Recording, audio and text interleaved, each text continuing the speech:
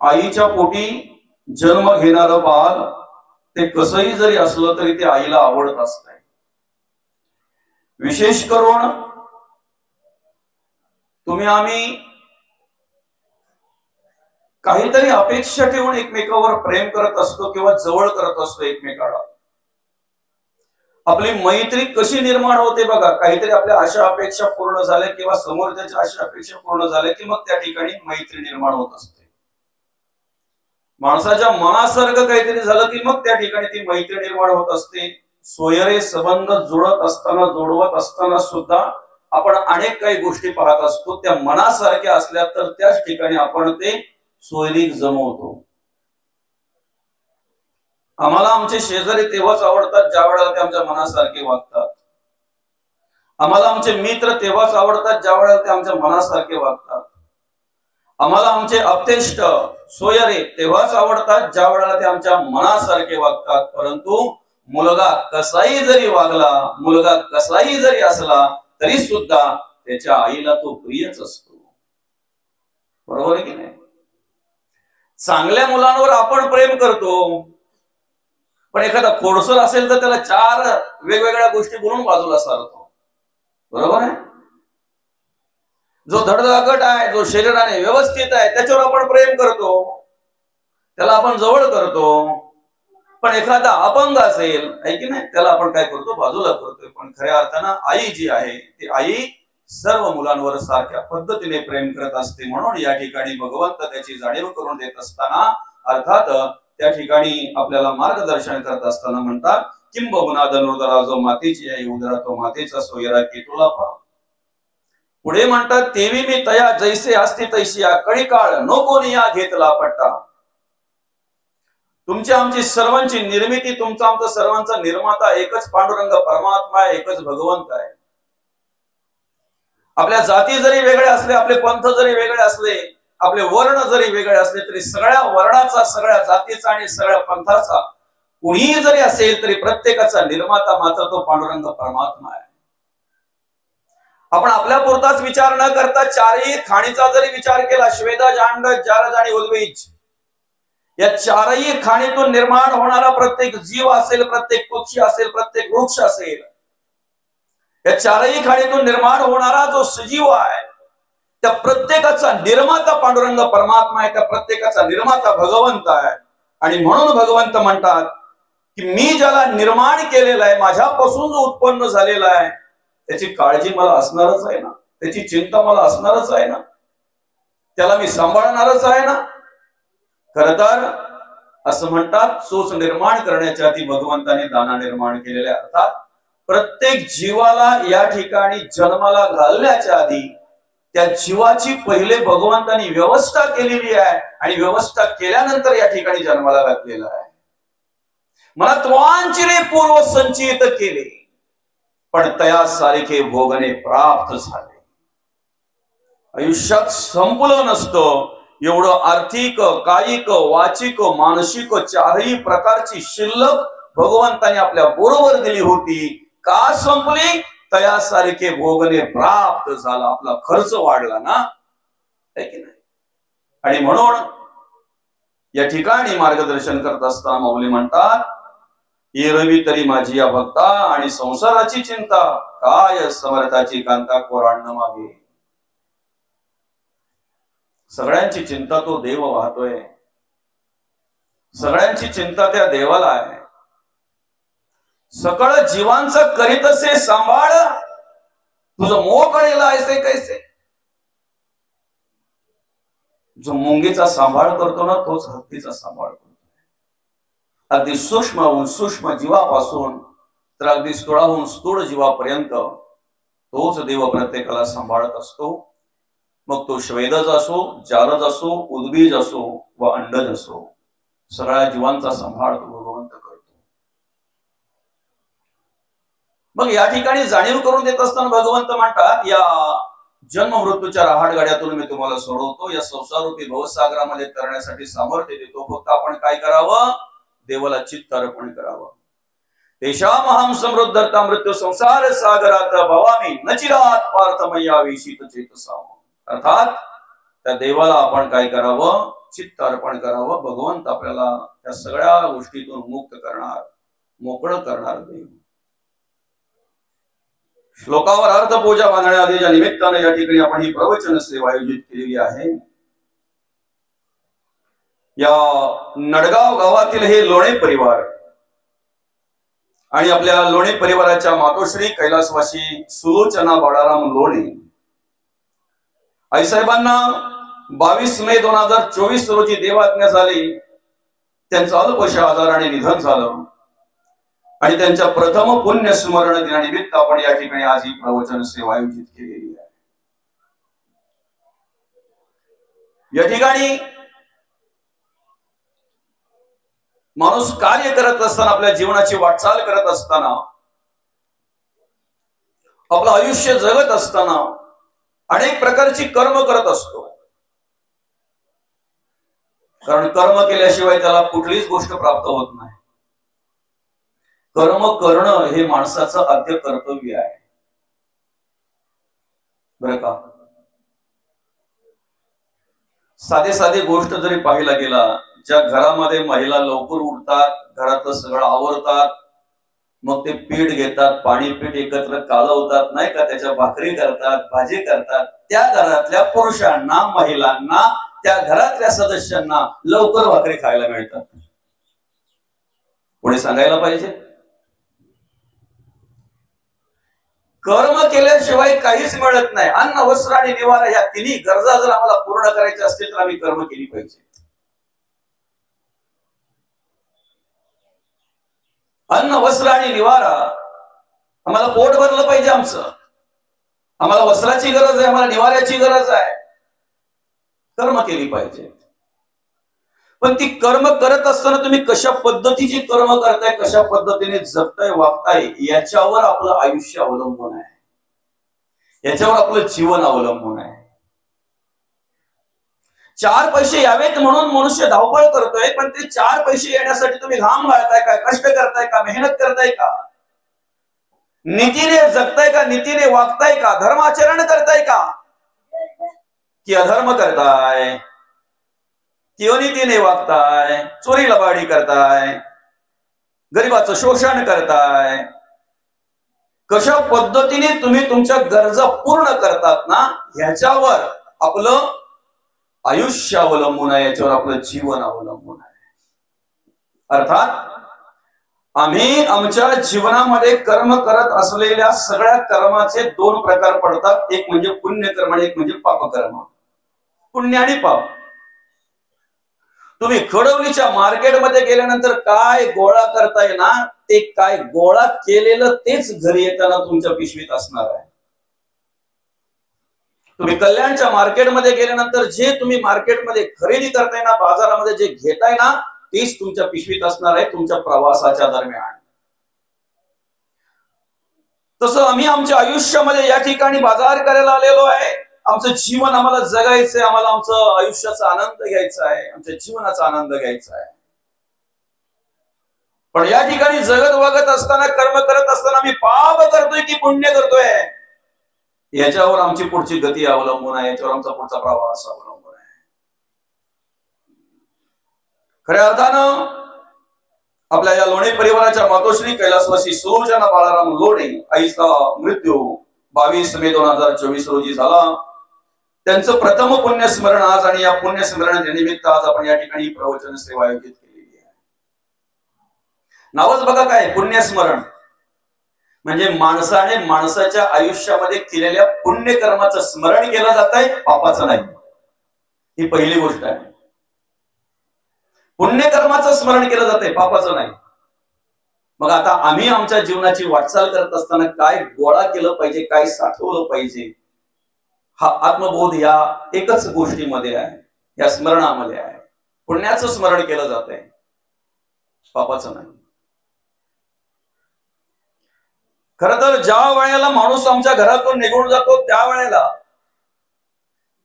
मृत्यूच्या दिवसापासून तर 13 दिवसापर्यंत त्याचा अंतरात्मा आमच्या दाराशी असतोय. ते यमदूत त्या ठिकाणी आणून ठेवत असतात. 13 दिवस 13 दिवस त्या घरामध्ये काय चालतंय, काय नाहीये, काय घडतंय पाहत असतोय. तो जीवात्मा पाहत असतोय. त्या 13 दिवसामध्ये आमच्या घरामध्ये कोणाची निंदा नको, द्वेष नको, मत्सर नको, भुकेल्याची भूक जाणार, तहानल्याची तहान जाणार. हरिनाम करा, भगवंताचं स्मरण करा, देवाचं नामचिंतन करा. जेवढं नामचिंतन करता येईल तेवढं करा. ते काय मोठे स्पीकर लावूनच केलं पाहिजे 13 दिवस असं काही नाही. परीक्षेचा जो चालू असेल पोरांची तर लावू पण नका 13 दिवस. काय 10वीची 12वीची पोरांची परीक्षा जर चालू असेल, महत्वाचा विषय जर असेल, तर त्यावेळेला 13 दिवस तुम्ही अगदी मोठा आरडा करून केलं पाहिजे असं काही नाहीये. ठाईच पैसोनी करा एक चित्त आवडी आनंद आळवावा. नामस्मरण घडलं पाहिजे, हे महत्वाचं आहे. पुढे 13 दिवसानंतर त्या माणसाचा प्रवास सुरू होतो यमलोकाकडे. पुराणामध्ये असा उल्लेख आहे, प्रथम पुण्यस्मरण दिनाच्या दिवशी त्या गेलेल्या जीवात्म्याचा प्रवास संपुष्टात आलेला असतो. त्या दिवशी तो जीवात्मा यमलोकापर्यंत पोहोचलेला असतो. आणि मग तिथे गेल्यानंतर मग पुढे सगळं काही प्रक्रिया मांडलेली आहे.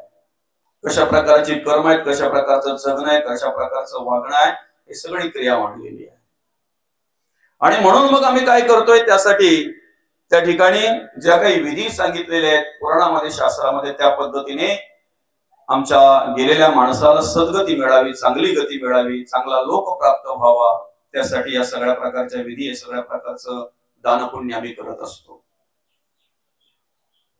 हे सगळं काही करता करता आम्ही एक विचार केला पाहिजे, जेवढं गेलेल्या माणसासाठी हे महत्वाचं आहे तेवढं असलेल्यांसाठी महत्वाचं आहे. बरं का? गेलेल्या माणसासाठी जेवढं महत्वाचं आहे तेवढंच जे आहेत त्यांच्यासाठी तेवढंच महत्वाचं आहे. आम्हाला आमचं जगणं वागणं कळतंय, ऐकलं तर, कळलं, मार्गदर्शन असेल तर. बरं का? मार्गदर्शन असेल तर. ज्या ठिकाणी आम्ही हे कर्म करतोय ना, ज्या ठिकाणी आम्ही हे कार्य करतोय, खर तर प्रत्येक माणसाकडे वेगवेगळ्या प्रकारची कला आम्हाला पाहायला मिळते, वेगवेगळ्या प्रकारचे गुण आम्हाला पाहायला मिळतात. घटाघटाचे रूप आगळे, प्रत्येकाचे दैव वेगळे. आमच्या जीवनाचं, आमच्या आयुष्याचं वस्त्र निर्माण करत असताना भगवंताने वेगवेगळ्या प्रकारचे धागे लावलेले आहेत. त्याला एकासारखं दुसरं नाही. एखाद्या कार्यक्रमासाठी महिला एक रंगाच्या साड्या घेतात, पण एक रंगाचे चेहरे नाही घेता येणार. किती एकदा घेतलेला साचा देवानी परत वापरला नाही म्हणून बाबांकडे बघितल्यानंतर आम्ही लगेच ओळखतो हे आमचे नडगावचे बाळाराम बाबा. काय बाबांकडे बघितल्यानंतर आम्ही लगेच ओळखतो हे आमचे नडगावचे, त्या नडगावचे काय बाबा.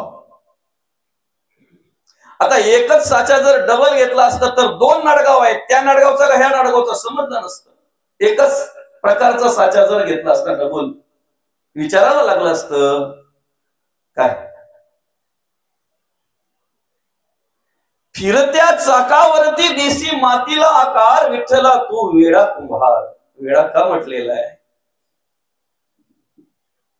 त्याचा आत्मबोध आम्ही घेतला पाहिजे, त्याचा विचार आम्ही केला पाहिजे. त्या कुंभारासारखा दुसरा कुंभारच नाही ना, त्या कारागिरासारखा कारागिरच नाही दुसरा. प्रत्येक माणसाला वेगवेगळ्या प्रकारची कला, वेगवेगळ्या प्रकारचे गुण दिलेले आहेत. फक्त काय असतंय माहितीये का माऊली, एखाद्या वेळी बाजूला पडलेला एखादा निखारा, इंगड, त्याला बराच वेळ झाला पडलेला की त्याच्यावरती काय येते बरं? राख येते ना, सफेद सफेद राख येते की नाही? त्याला वरून जर आम्ही बघितलं ना तर आम्हाला असं वाटतंय तो मेलेला आहे की काय, म्हणजे तो निर्जीव आहे की काय, म्हणजे तो विझलेला आहे की काय, असं आम्हाला वाटतंय. पण ज्या वेळेला एखादा फुंकर मारणारा भेटतोय ना, ती फुंकर मारून राख बाजूला केली की मग आम्हाला कळतंय ना, अरे जिवंत आहे तो. प्रज्वलित आहे, तसं प्रत्येक माणसाच्या अंतःकरणामध्ये वेगवेगळ्या प्रकारच्या कला आहेत, गुण आहेत, भगवंताने दिलेलं ते देण आहे प्रत्येकाकडं. फुंकर मारणारा श्री गुरु भेटला पाहिजे ना, फुंकर मारणारे सद्गुरु भेटले पाहिजेत ना. ज्या वेळेला ते फुंकर मारतात ना, त्या वेळेला अज्ञानाची आलेली राख, अंधश्रद्धेची आलेली राख, देहबुद्धीची आलेली राख, मायेची जमा झालेली राख बाजूला होते ना, त्यावेळेला त्या कला गुण समाजामध्ये चमकून दिसत असतात, शोभून दिसत असतात. प्रत्येकाकडे ते सामर्थ्य आहे. या जन्म मृत्यूच्या राहाडगड्यातून मोकळं होण्याचं सामर्थ्य प्रत्येकाकडे आहे. हा संसार रूपी भवसागर तरुण जाण्याचं सामर्थ्य प्रत्येकाकडे आहे. भगवंताने ते दिलेलं आहे. फक्त प्रेरणा मिळाली पाहिजे, स्फूर्ती मिळाली पाहिजे, ते मार्गदर्शन मिळालं पाहिजे. आणि एकदा मार्गदर्शन मिळालं ना की मग मनुष्य बरोबर त्या ठिकाणी ते कार्य करत असतो. भगवंत म्हणतात, जन्म मृत्यूच्या राहाडगड्यातून तुम्हाला मी सोडवतोय, फक्त तुम्ही मला चित्त अर्पण करा. या संसार रूपी भवसागरामध्ये तरण्यासाठी तुम्हाला सामर्थ्य देतोय, फक्त तुम्ही मला चित्त अर्पण करा. चित्ताला खूप महत्व आहे. चित्त नाही नामी तरी ते व्यर्थ. चित्त पाहिजे. चित्त हे अंतःकरण पंचकातला चौथा भाग आहे. अंतःकरण, मन, बुद्धी आणि मग चित्त. आम्हाला देवाला जर चित्त अर्पण करायचंय तर पहिला विचार आम्ही आमच्या अंतःकरणाचा केला पाहिजे. तुमच्या स्वयंपाक रूम मध्ये शिजतंय तेच ओटीवर येत आहे, ओटी तेच ओठी असं म्हटलं जात आहे. आणि म्हणून पहिले आम्ही काय स्वच्छ केलं पाहिजे? अंतःकरण स्वच्छ केलं पाहिजे, मन स्वच्छ केलं पाहिजे. ज्याचं अंतःकरण आणि मन स्वच्छ आहे ना, त्याला जग स्वच्छ दिसतंय. पण ज्याचं अंतःकरण आणि मन कचरा आहे, घाण आहे, त्या ठिकाणी काय, त्याला सगळं जग घाणेरडे दिसत असते. त्याला सगळ्या जगामध्ये घाण दिसत असते. जेव्हा तो म्हणाला सगळ्यांनाच कावीळ झाले की काय, सगळ्या घरांना, सगळ्या झाडांना, सगळ्या माणसांना, सगळ्या प्राण्यांना म्हणे मला जे दिसतंय ते सगळं पिवळं दिसतंय, तेव्हा त्याला सांगितलं तुम्ही घातलेला पिवळा गॉगल बाजूला काढा, सगळं शुभ्र व्यवस्थित दिसेल तुम्हाला जसं आहे तसं. आमचं मन कशा पद्धतीने जगाकडे पाहतंय ना, त्याच्यावर आमचे विचार अवलंबून आहेत. आमच्या अंतःकरणामध्ये कशा प्रकारचे विचार आहेत, आमच्या अंतःकरणामध्ये आम्ही काय पकडून ठेवलंय, काय धरून ठेवलंय, कुठले विचार आहेत, कुठली कर्म आहेत, कुठले गुण आहेत, त्याच्यावर आम्ही जगाचा अनुभव घेत असतो. त्याच्यावर आम्ही जगाकडे त्या दृष्टीने पाहत असतो. तुम्ही कोण आहात हे महत्वाचं नाही आहे. गरीब आहात की श्रीमंत आहात हे महत्वाचं नाही. देवासाठी सगळे सारखे आहेत.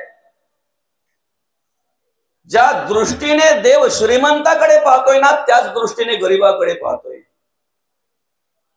देवाला याच्याशी गरज नाही तुम्ही किती सुशिक्षित आहात, किती अशिक्षित आहात, किती चांगले बोलताय, किती शुद्ध अशुद्ध बोलताय, याच्याशी देवाला गरज नाही आहे. देव भावाचा भुकेला. तुम्ही सुगंधी अगरबत्ती लावताय का हलक्यातली अगरबत्ती लावताय, याच्याशी देवाला गरज नाही. ती अगरबत्ती ओवाळताना दाखवताना तुमचा भाव काय आहे हे महत्वाचं आहे. तुम्ही तुपाचा दिवा लावताय की पामदेवाचा दिवा लावताय, देवाला याच्याशी गरज नाही आहे. तो दिवा प्रज्वलित करताना तुमचा भाव काय आहे हे महत्वाचं आहे. भगवंत भावाचा भुकेला. म्हणे नाही भावाने देवा मला पाव. देव आशाने पावायचा नाही रे, देव बाजारचा भाजीपाला नाही. देव आशाने पावणार नाही. आम्ही कुठे जन्माला यावं? ते घर परमार्थिक आहे का, परमार्थिक वातावरण आहे का,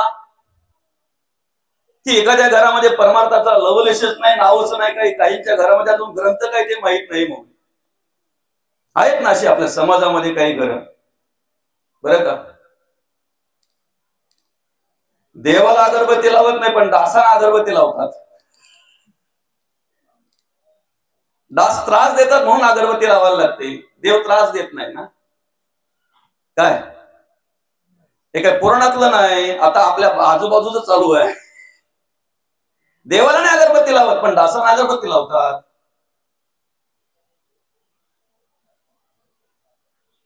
आम्ही कुठे जन्माला यावं आमच्या हातात नाहीये. ज्या ठिकाणी जन्माला आलोय ना, ज्या घरात जन्माला आलोय ना, त्या घराचं स्मशान करायचं की मंदिर करायचं हे आमच्या हातात आहे. आमच्या हातात आहे.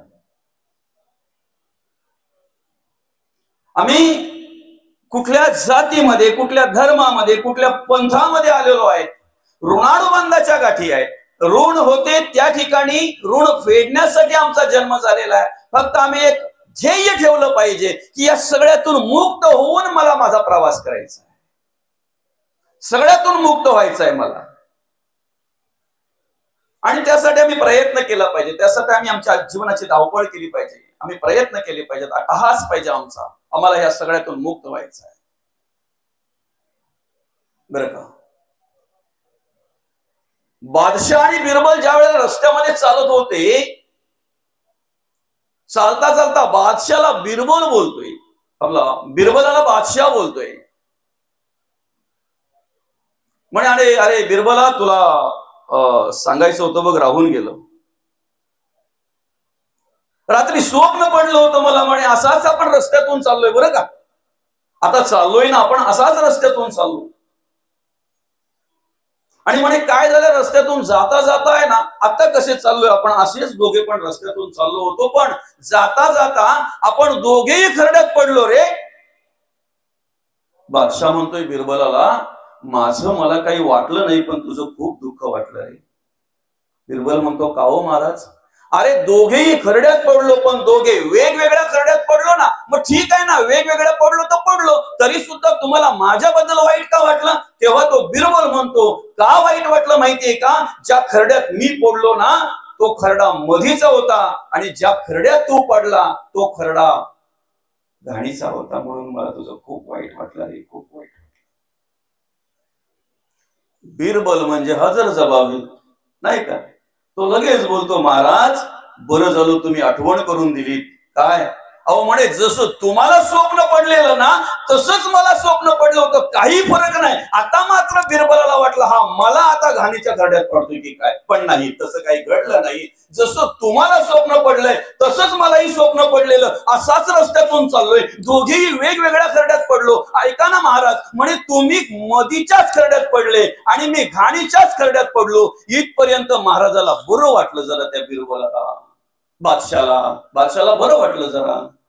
पण ऐका ना महाराज, पुढे काय घडलं याचं पुढचं तुम्हाला स्वप्न सांगतोय ना मी. मला पडलेलं स्वप्न, ज्या वेळेला आपण दोघेही खरड्यातून बाहेर आलो ना, त्यावेळेला तुम्ही मलाच चाटत होता आणि मी तुम्हाला चाटत होतो. हा फरक आहे दोघांमध्ये. आपला विषय असा होता, तुम्ही कुठे जन्माला आलात हे महत्वाचं नाही, तिथे जन्माला येऊन तुम्ही काय करताय हे महत्वाचं आहे. रावणाच्या राज्यात राहून श्रीराम प्रभूंचं स्मरण करायचं आहे. याला म्हणतात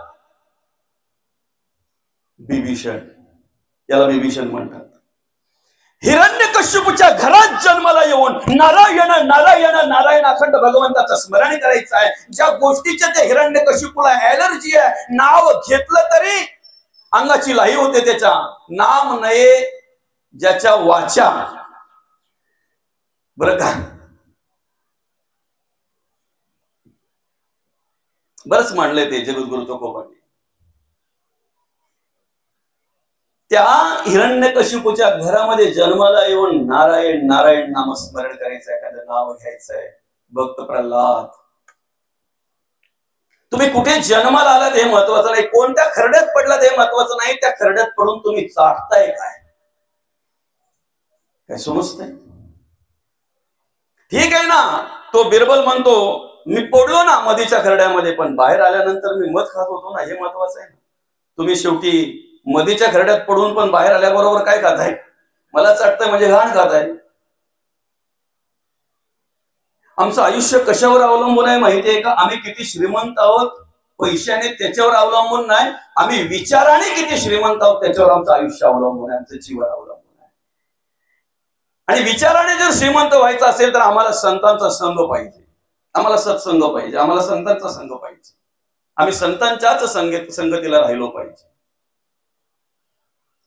कबीर महाराज म्हणतात, सज्जन को सज्जन मिला हो गया दो दो बात, और गधे को गधा मिला खा गया दो दो लात. चांगल्याच्या संगतीला जर बसलात तर चांगलेच विचार आपल्याकडे येणार आहेत, पण वाईटाच्या संगतीला जर बसलो तर वाईट विचार आपल्याकडे आल्याशिवाय राहणार नाहीत. बरं का? आता आगोट बोलतात ना, याला आगोटच ना माऊली? नाही, सामान सुमान भरायचे टाइम झाला आता, नाही का? मारा काही पापड, काही मिरगुटी, काही झाला. आता बऱ्याचशा बाईंचं झालं, ज्या बाया लग्न खात बसल्या त्या आता विचार करत्या काय बाई होता अचानक चालू झाला, काही असा वाटला नव्हता चालू होईल म्हणून. तुला काय पहिले पत्र पाठवणार आहे का बाई, सगळा करून घेतो मग मी येतो काय? असो, कांदा बिंद भरलं का? पुढे महाग होतील म्हणून, नाही का? एक एक दोन दोन गोणी आम्ही घेतल्या कांद्याच्या, आहे की नाही? माय माऊली सांगा, तुम्ही कांदे ती गोण घरात आणल्यानंतर काय करताय बोलो? पहिले अगरबत्ती लावताय? नाही ना, पहिले ती गोण घरी आल्याबरोबर फोडते. ती पण घाई किती माहित आहे का? तो कांद्यावाला वरच्या पाड्यात आहेत नाही का, गोण फोडून झाली पाहिजे. जास्त नासका असलं मग नाही. बरं, मग काय करतोय आपण? ती कांद्याची गोण फोडली की पहिले कुठले कांदे बाजूला करतो? आयुष्यातलं तेवढं करा फक्त, तुमचं आयुष्य सुंदर झाल्याशिवाय राहणार नाही. काय माऊली? बरं, नासके जास्त नसतात, काही 2-4च असतात. 50 किलो गोणीच्या त्या कांद्यांमध्ये 2-4 कांदे फक्त नासके असतात. पण आपल्याला माहितीये, हे नासके जर ठेवले तर नासक्यामध्ये एवढी पॉवर आहे की सगळं गोण नासवली जाते, सगळी गोण नासवली जाते.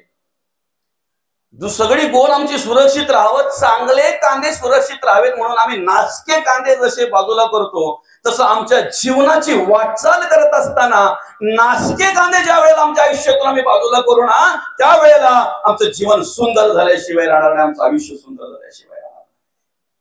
सोपं आहे ना? सोपं आहे अतिशय, करता आलं पाहिजे. आम्ही कोणाच्या जोडीला बसावं हे आमच्यावर अवलंबून आहे.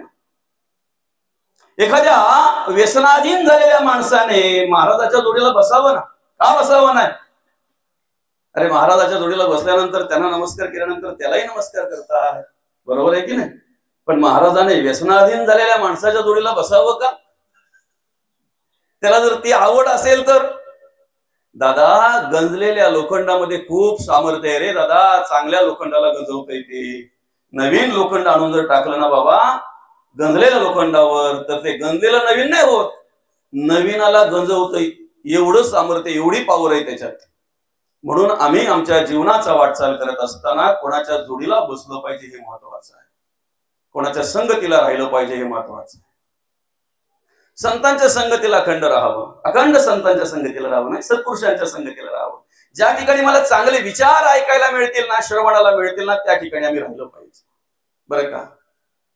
आता हे चांगले विचार जर आम्हाला घ्यायचे आहेत, आत्मसात जर करायचंय, तर सर्वप्रथम ज्या डब्यामध्ये गोडे तेल आहे त्या डब्यात जर आम्हाला साखर ठेवायची असेल तर पहिले आम्ही काय केलं पाहिजे? असं चालेल का? अर्धा डबा जर गोडे तेलाचा भरलेला आहे तर अर्धा नाहीतर रिकामा आहे ना, वरती ठेवू ना साखर. साखर काढून घेतली की गोडे तेल वापरता येईल, असं होईल नाही ना? मग आधी काय केलं पाहिजे? आधी ते गोडे तेल काढलं पाहिजे, तो डबा घासला पाहिजे, पुसला पाहिजे, आणि मग त्याच्यामध्ये आम्हाला साखर ठेवता येणार. हे सद्विचार आहेत. हे सद्विचार जर आमच्या अंतःकरणामध्ये टिकवून ठेवायचे आहेत ना, तर त्यासाठी सत्पात्र पाहिजे. ऐका, संत काय म्हणतात? सद वस्तू जर टिकवायची असेल तर सत्पात्र पाहिजे. तेवढं लांब जाऊ द्या ना. समजा सकाळी सकाळी जर दूधवाल्याने आवाज दिला, घराच्या बाहेर आपल्या दूधवाला आला, तर आपण रात्रीचा रस्सा ओतून ती टोपशी नेतो का? ती पातेली नेतो का आपण दूध घ्यायला? नेतो? जाऊ द्या, चला आता घरामध्ये पातेल्याच नाहीत राहिल्या, रिकाम्या टोपशा. मग ते रात्रीचा रस्सा ओतला आणि लगेच जाऊन त्याच्यामध्ये दूध घेतला. घरात येईपर्यंत काय होईल बरं? दही होईल त्याचं, बरोबर आहे की नाही? दही होईल. मग संतांचे विचार जर आम्हाला अंतःकरणामध्ये ठेवायचे आहेत, आमच्या मनामध्ये ठेवायचे आहेत, तर ते अंतःकरण, ते मन आधी आम्ही काढलं पाहिजे. त्यातले सगळे विचार, घाण सगळी काढली पाहिजे, घासलं पाहिजे, पुसलं पाहिजे, आणि मग त्याच्यामध्ये हे विचार ठेवले पाहिजेत. ऐका, ज्या दिवशी ही प्रक्रिया आम्ही करू ना, त्या दिवशी संतांचे विचार आमच्या अंतःकरणामध्ये शेवटच्या श्वासापर्यंत राहिल्याशिवाय राहणार नाही. शेवटपर्यंत आम्हाला ते साथ देतील, शेवटपर्यंत ते आम्हाला मार्गदर्शन करत राहतील. फक्त आम्ही काय केलं पाहिजे? ते घाणेरडे विचार बाहेर काढले पाहिजे. स्वच्छ केलं पाहिजे आमचं अंतःकरण, स्वच्छ केलं पाहिजे आमचं मन. सद्वस्तू जर आम्हाला टिकवून ठेवायची तर सत्पात्रा वाचून सद्वस्तू टिकून राहत नाही. वाघिणीचं दूध पचवायला तिची पिलीच लागतात बरं का माऊली. ते एवढं प्रखर असतंय ना, जर आपल्या भांड्यात ठेवलं ना बाबा तर ते भांड्याला छिद्र पाडतंय, एवढं प्रखर असतंय. नाही, आम्हाला हे संतांचे विचार जर अंतःकरणामध्ये ठेवायचे आहेत, आम्हाला परमार्थिक आध्यात्मिक विचार जर आमच्या अंतःकरणामध्ये ठेवायचे आहेत, तर त्यासाठी पहिलं आम्ही अंतःकरण स्वच्छ केलं पाहिजे. अंतःकरण स्वच्छ केलं पाहिजे. आणि अंतःकरण इथे सगळ्या क्रिया आहेत. काय काय आहे बघा अंतःकरणामध्ये, काय काय आहे. 4 वाचा ज्या आपल्या आहेत की नाही, परा, पश्चंती, मध्यम आणि वैखरी, त्यातली परावाचा अंतःकरणामध्ये आहे बरं का. परावाचा कुठे आहे? अंतःकरणामध्ये आहे. 4 वाचेपैकी परावाचा अंतःकरणामध्ये आहे.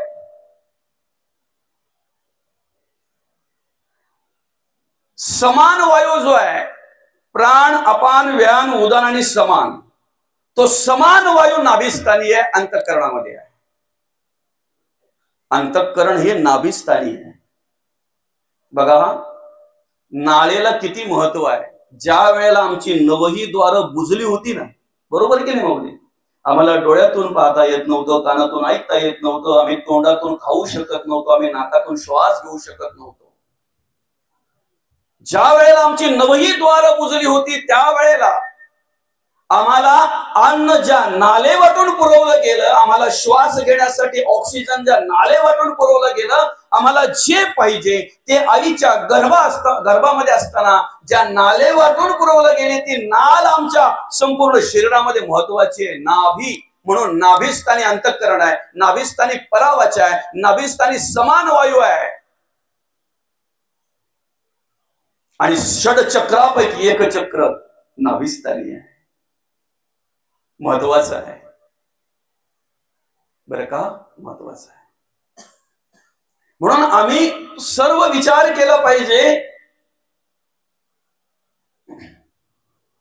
एखादा वेगळ्या प्रकारचा पदार्थ जर आम्ही खाल्ला तर पहिला आजार होतो पोटाला, बरोबर आहे की नाही. पहिली गडबड कुठे होते? पोटामध्ये.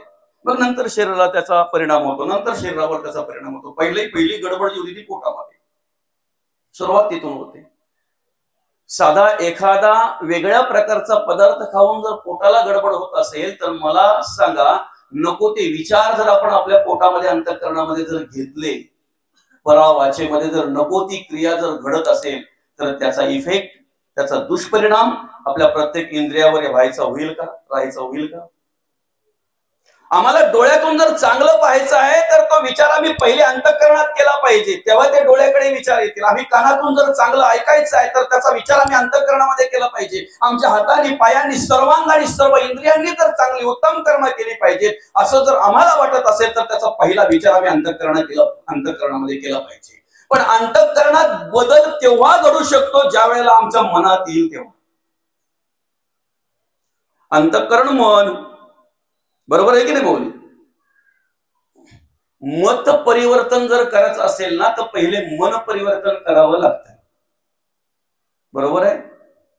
मत परिवर्तन जर करायचं असेल तर पहिले मन परिवर्तन करावं लागतंय. त्यासाठी त्याच्या जवळ जाऊन ज्याच्याविषयी निष्ठा आहे त्याच्या अंतःकरणामध्ये, त्याच्याविषयी त्याला सांगावं लागतंय. अरे 10 वर्षापूर्वी त्याची तुझी भांडण झाली माहितीये का? आम्ही जर मध्यस्थी केली नसती तर तुझी काय अवस्था झाली असती? तुला किती त्रास दिलाय त्याने, असं झालंय, तसं झालंय, हे झालंय, ते झालंय, सगळ्या गोष्टी त्याला सांगून सांगून सांगून सांगून त्याच्या मनामध्ये ज्या वेळेला आम्ही हे भरतोय ना तेव्हा मन परिवर्तन झाल्यानंतर मत परिवर्तन होतंय. मग बोलतो त्याचा मत आता कुठं जाणारच नाही, त्या मताशी आपल्याला गरज नाहीये, त्या मताशी आपल्याला गरज नाहीये.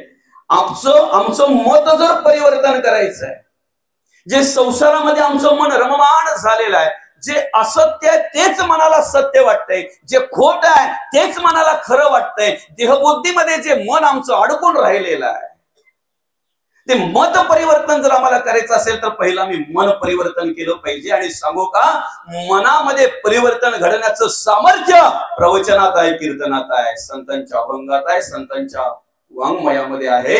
मन परिवर्तन करण्याचं सामर्थ्य, त्या वाङ्मयाचा अभ्यास आम्ही केला पाहिजे. मनोमार्गे गेला तो तेथेची मुकला, हरी पाठी स्थिरावला तो चिता. आता ते मन आमचं कुठे पाहिजे? संतांच्या मार्गदर्शनामध्ये पाहिजे, बरं का. त्याला आवड लावली पाहिजे आम्ही कुठे? संतांच्या विचाराची आवड लावली पाहिजे. मनावर सगळं काही अवलंबून आहे, बरं का. प्रत्येकाला चांगली गती मिळावी म्हणून आम्ही प्रयत्न करत असतो, उत्तम गती मिळावी, मोकळा व्हावा, मोक्ष मुक्ती मिळावी म्हणून आम्ही प्रयत्न करत असतो. आता मुक्ती मोक्ष या बऱ्याच लांबच्या गोष्टी आहेत, है की नाही? बऱ्याच पुढच्या गोष्टी आहेत ना त्या. आम्हाला आमच्या हातातलं जर सुटत नसेल तर मनातलं कशावरून सोडलंय आम्ही? काय हातातलं आम्ही सहज सोडू शकतो ना, हातातलं सहज सोडू शकतो ना आम्ही, मनातलं सहज सोडू शकत नाही. हातातलं जर आम्हाला अजून सुटत नसेल, मनातलं काय सोडू आम्ही? आणि मनातलं सोडल्यानंतर मुक्ती आहे, मोक्ष आहे, हातातलं नाही. लांबची गोष्ट आहे ना. आम्हाला सद्गती मिळावी म्हणून आम्ही प्रयत्न करतो, आम्हाला उत्तम गती मिळावी म्हणून आम्ही प्रयत्न करत असतो. पण गती ही कर्मावर अवलंबून आहे, गुणांवर अवलंबून आहे, आमच्या राहण्यावर जगण्यावर अवलंबून आहे. तिथे वशीला चालत नाही, नाही का? असू त्यांना थोडे ज्ञान आणि इकडे ह्या मार्गाला पाठवा ना, नाही चालणार, नाही चालणार. गती कर्मावर अवलंबून आहे. कर्म आमची इंद्रियाधीन आहेत. डोळे काय करतायत त्याला कर्म म्हणतात, कान काय करतायत त्याला कर्म म्हणतात, हातपाय आमचे काय करतायत त्याला कर्म म्हणतात. इंद्रियाधीन आहेत कर्म. ती इंद्रिय आमची मनाधीन आहेत. म्हणून तुकोबा म्हणतात, मन इंद्रियांचा राजा, सर्व भावे त्याची पूजा. मन कसं आहे त्याची ओळख करून देताना जगद्गुरु तुकोबा म्हणतात, तुका म्हणे मन चंचल हाती येऊ देईना गुरुचे बळ. कवयत्री त्या मनाची ओळख करून देत असताना म्हणतात, मन वढाय वढाय उभ्या पिकातील, किती हाकया फिर येत पिकावर. मन वढाय आमचं. आता इथे बसलंय ना प्रवचनात, पण जाऊन पण आला असेल ते, पाऊस पडतो की काय, कपडे बाहेर सुकत टाकले, प्रत्यक्ष नाही काढले पण मनात काढून झालं. बाहेर सुकत टाकलेले कपडे नाही, मन. बरं, मनावर अवलंबून आमच्या काय? त्याने जर ठरवलं तर नरका नारायण हो जाय, मनाने जर ठरवलं तर, आणि त्याच्याच हातात आहे अधोगती प्राप्त होते बसल्या बसल्या. मनाच्याच हातात आहे चांगली गती, ऊर्ध्व का अधो, अधो का ऊर्ध्व, मनावर अवलंबून आहे. आणि असं म्हणतात, मन चिंती ते वैरी ना चिंती. काय कुठे बसून चिंतन करेल ते सांगू शकत नाही. त्याच्याच मांडवात बसायचं, त्यानेच आमंत्रण केलेलं, त्याचाच जीवन जायचंय, पण बसल्या बसल्या बोलतो एवढा खर्च केलाय काय. आता पुढचं सांगायला नको ना. आज परिस्थिती अशी आहे की ते बिचारे, ते मुलीचा वडील, त्याला वाटतंय ना माझ्या मुलीचा सभव्य दिव्य असा व्यवस्थित कार्यक्रम व्हावा जरा, नाही का? वाटतंय, प्रत्येक बापाला वाटत असतंय. पण वरुण राजाची कृपा असल्यामुळे, नाही का माऊली, त्या मुलीच्या वडिलांकडे बघा जरा, हात जोडा, सांगा दादा, भरपूर तुम्ही प्रयत्न केले हो, भरपूर तुम्ही सगळं काय केलं, तुमच्याकडून कुठल्याही प्रकारे कमतरता राहिली नाही. हे का आपल्या हातात आहे का? आनंद वाटेल त्याला. पण काही ना आतल्यात गुदगुले होत असतात, नाही का? असू द्या, ठीक आहे, हरकत नाही, तो विषय आपला नाही. फक्त एवढंच आहे की आपण अनुभवलेल्या काही गोष्टी, आपण अनुभवलेल्या गोष्टी, हाडाची काढा करतोय तो बाप बिचारा मुलीच्या लग्नासाठी, नाही कर्ज काढतो, माझ्या मुलीचं लग्न चांगल्या प्रकारे झाला पाहिजे. अरे ते बँजोवाल्यांना सुद्धा बयाना देताना, अर्थात त्यांना ऍडव्हान्स देताना, त्याच्या मनामध्ये दुःखही तेवढंच असते आणि सुखही तेवढंच असते. मुलीचा लग्नाचा सोहळा असा झाला पाहिजे ना, त्यांना सांगतो पण तो लवकर यायचं आणि लवकर सोडणार नाही तुला, तुम्हाला मी, सगळा कार्यक्रम व्यवस्थित झाला पाहिजे. पण दुःख असतंय, तळहाताच्या फोडाप्रमाणे जपलेली माझी मुलगी जाणार आहे. जरी तो कोट घालून मिरवताना दिसत असेल ना दादा, तरी सुद्धा त्याच्या अंतःकरणामध्ये ते दुःख असताना ते दाखवत नाही तो. आणि कुठल्याच मुलीच्या बापाला असं वाटत नाही की माझ्याकडे आलेला वराड भूकचे जावं. वाटतंय का? मग 4 माणसं काही जेवायची राहिली असतील, संपलं असेल, तर मुलावाले एवढे धिंगाणा घालतात, मी स्वतः डोळ्यामध्ये बघितलेलं आहे. एवढा एवढा घालतात, एवढा वेगळ्या प्रकारचा प्रकार त्या ठिकाणी करून ठेवतात. बिचारा कोट घातलेला तो मुलीचा वडील वर्मा एका कोपऱ्यामध्ये जाऊन बसलेला असतो, बारीक तोंड करून. कुठे कमी पडलो रे मी. 10 मिनिटात झाला असतं ना परत स्वयंपाक. 100 माणसांचा स्वयंपाक झाला असता. काही 10-12 माणसं जेवायची राहिली असते. मी स्वतः अनुभवलेला आहे. आणि ही परमार्थिक माणसं बरं का, हे जे चाललंय काय दुसऱ्या माणसांचं नाही. काही ज्यांना आपण परमार्थिक समजतोय ती माणसं समजून घेत नाहीत. यांना काय परमार्थिक म्हणताय, यांना काय भक्त म्हणतायत आणि अजून काय म्हणतायत. समोरच्या माणसाची परिस्थिती जर तुम्हाला कळत नसेल, समोरच्या माणसाने एवढं 1000 माणसांना जेवायला घातलं ते कळत नसेल आणि 10 माणसांना कमी पडलं तर तुम्ही एवढी उचलापट करताय. अरे त्या मुलीच्या बापाकडे बघा जरा, बिचारा किती दिवसापासून धावपळ करून करून अशक्तपणा आले त्याला.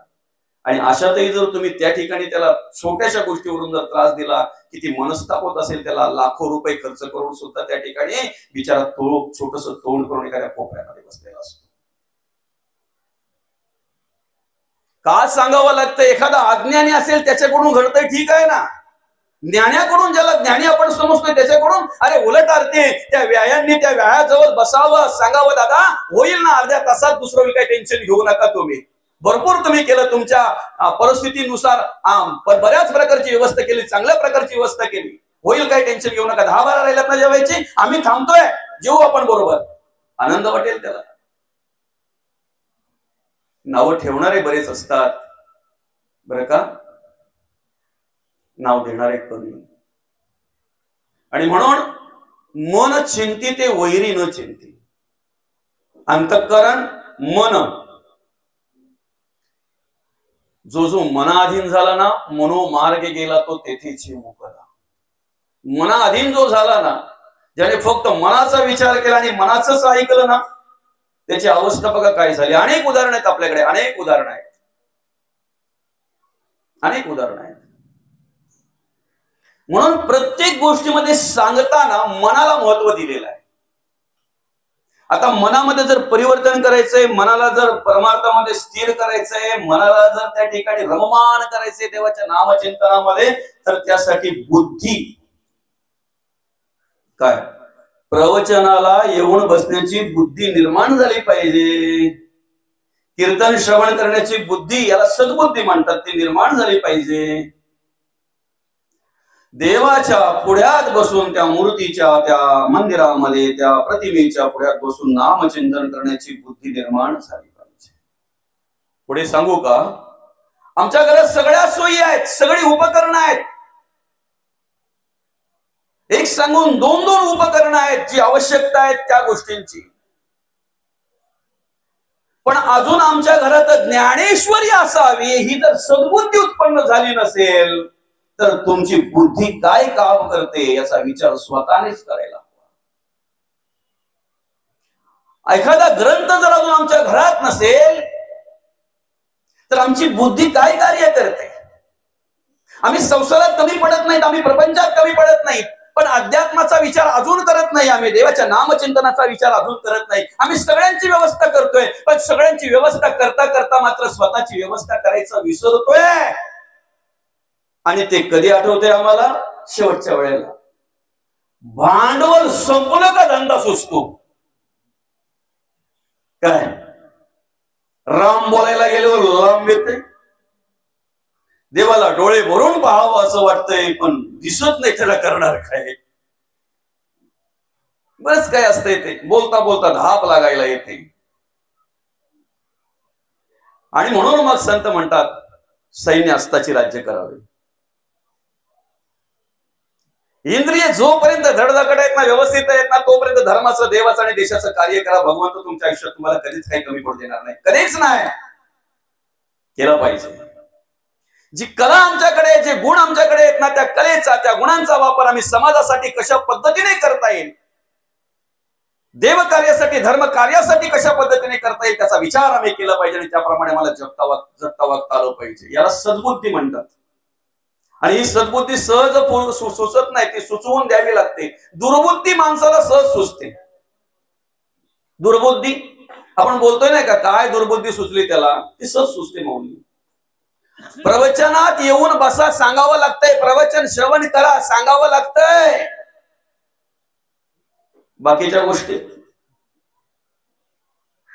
दुर्बुद्धी माणसाला सहज सुचते. शेजारचा ज्या वेळेला आपल्या मुलाला संध्याकाळच्या वेळेला कुठून तरी उचलून घेऊन येतोय ना, तेव्हा तो बाप बोलतोय, का रे कधीपासून प्यायला लागला? तेव्हा तो बोलला, 10 वर्षापासून, फक्त आज पडलोय म्हणून तुम्हाला समजलं. दुर्बुद्धी सहज माणसाला सुचते, नाही का? आखी दुकाना बंद, एक दिवस पक्का हैराण झाला, त्याला चुनाच नाही भेटत. शेवटी बोलता, आता काय करायचं, मागला बापाकडे, द्या आता होता, नाईलाज नाही. मुलगा बापाकडे चुना मागतो, बाप मुलाकडे तंबाखू मागतो. काय अवस्था. परवा एका ठिकाणी गेलो मी, माऊली, लग्न विधी होती आणि त्या ठिकाणी गेलो. आदिवासी वाडी होती. गेल्यानंतर एका घरातून तो एक वरिष्ठ माणूस त्या मागच्या दारातून निघाला. बरं का, वेळ होती साधारणतः दुपारची 12 वाजताची. ज्या वेळेला मनुष्य थंड पाणी शोधतोय, त्या वेळेला ही माणसं गरम प्यायला जातात. काय राहील का लिव्हर यांचा, कालीज काय असेल ते आपला आतमधलं मटेरियल, काय बाबा. वाईट वाटलं. म्हटलं अरे ह्या वेळेला हा माणूस इथे. थोडा 2 पावलं पुढे गेलो तर पुढच्या दारातून त्याचा पोर निघाला, त्याचा मुलगा. मागच्या दारातून जो बाप निघाला, पुढच्या दारातून मुलगा निघाला. अरे बापरे, म्हटलं कठीणच आहे. ज्यांच्या घरातून निघला ना, तो मला तिथं लग्नाच्या ठिकाणी भेटला. म्हटलं काय रे बाबा, तुझ्या घरात बाप लेक दोघं बोलते एकत्र असतात, ते एकत्र पितात. मग याच्या पुढे समाज काय करेल सांगा?